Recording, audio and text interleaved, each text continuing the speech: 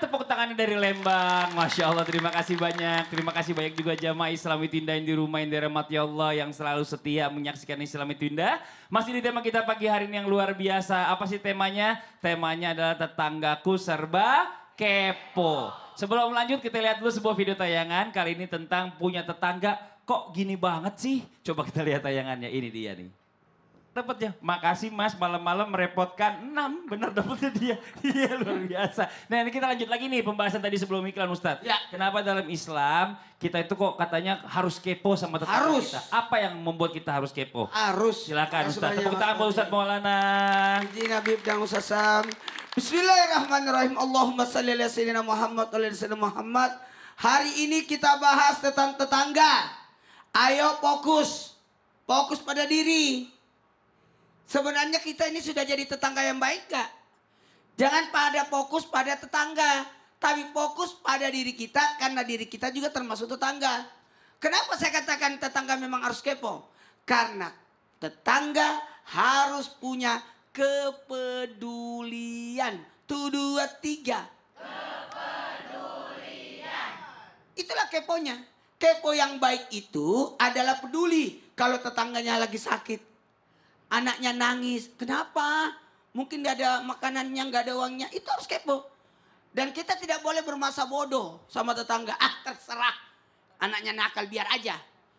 Anaknya itu suka bakar-bakar rumah, gak apa-apa. Tapi kan kamu sebelahan. Jadi kita harus kepo. Kepo akan kekurangan tetangga. Kepo akan sakitnya tetangga. Kepo bagaimana kehidupan keluarganya mereka. Kepo dengan ketidakamanan keluarganya. Dan sebagainya.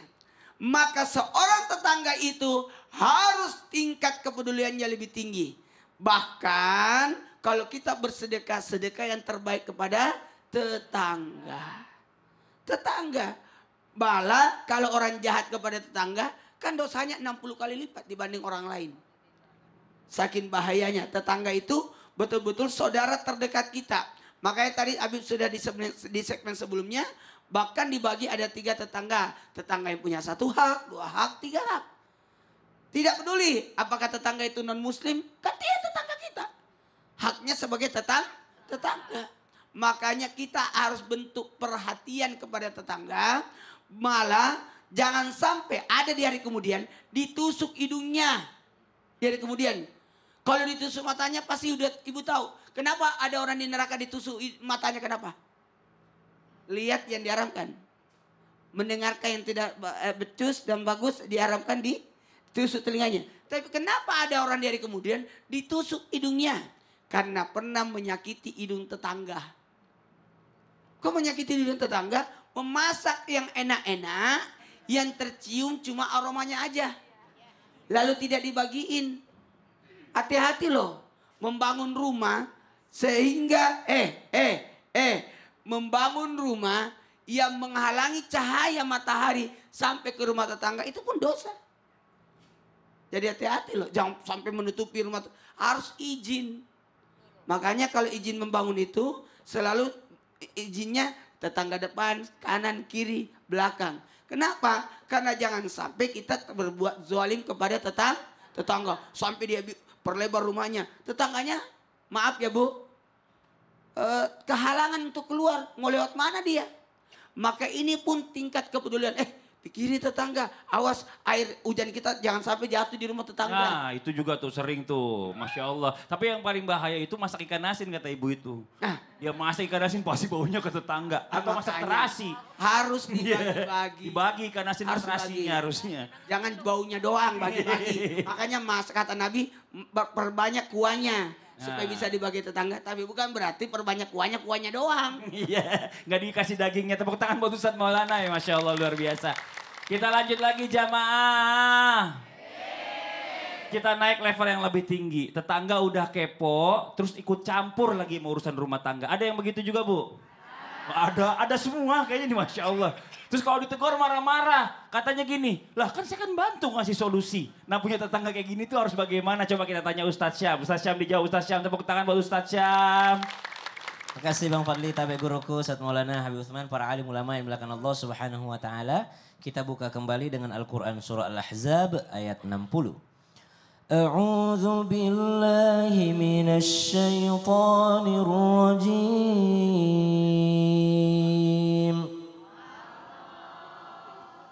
لئن لم ينته المنافقون والذين في قلوبهم مرض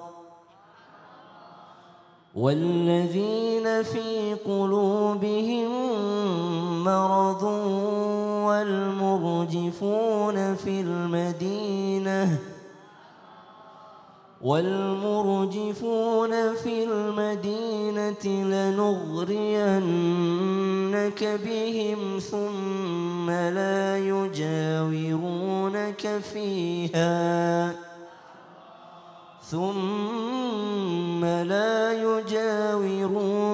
فيها إلا قليلا. Allahumma arhamna bil Quran. Ternyata tetangga yang menguji kesabaran itu sudah ada sejak zaman terdahulu.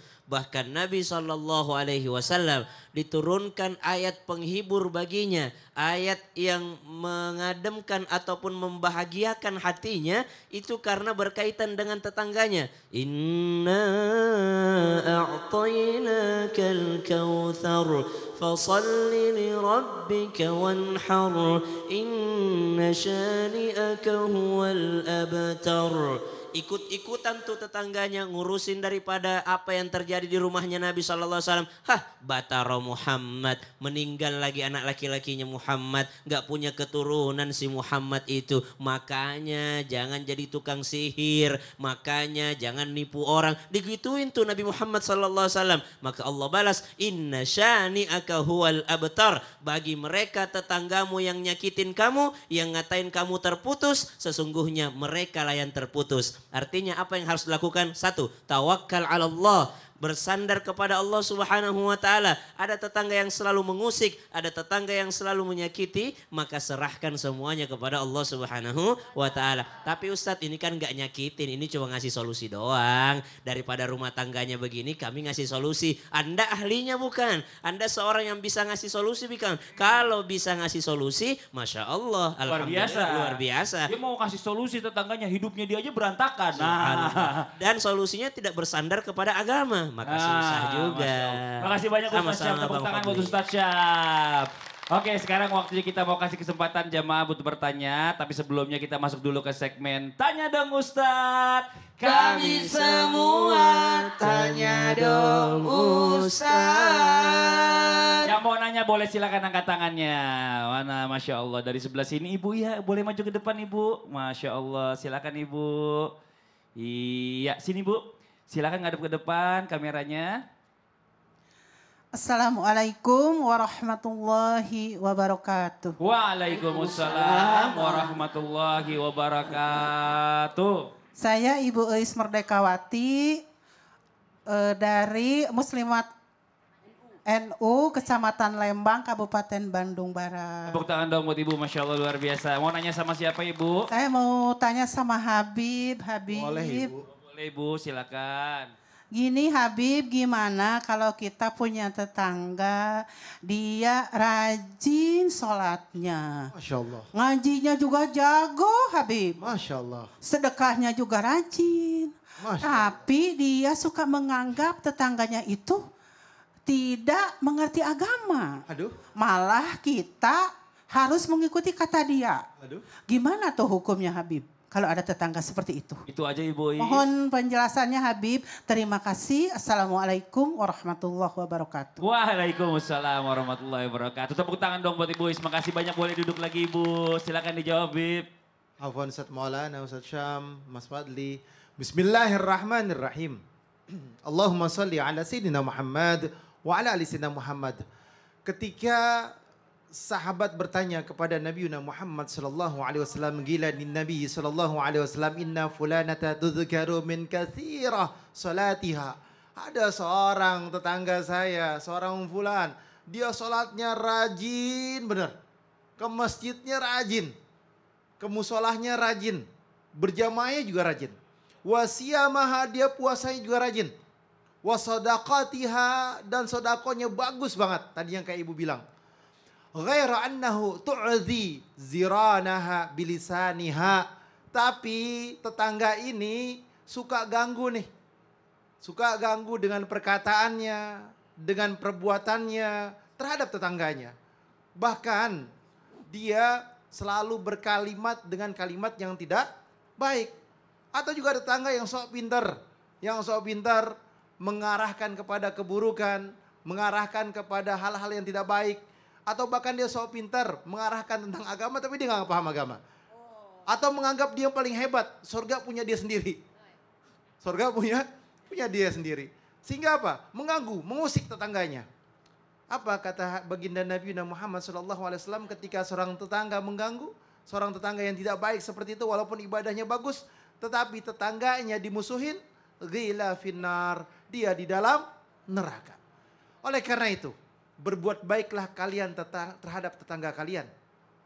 Bersedekahlah kalian terhadap tetangga kalian. Ini bisa menyelamatkan kalian. Walaupun puasa kalian cuma Ramadan doang, sunahnya enggak. Walaupun kalian beribadah kepada Allah Subhanahu wa taala wajib-wajibnya doang. Wajib-wajibnya doang. Dan kalian melakukan perbuatan yang gobliyah ba'diyahnya masih jarang-jarang. Masih jarang-jarang. Ibadahnya masih alhamdulillah.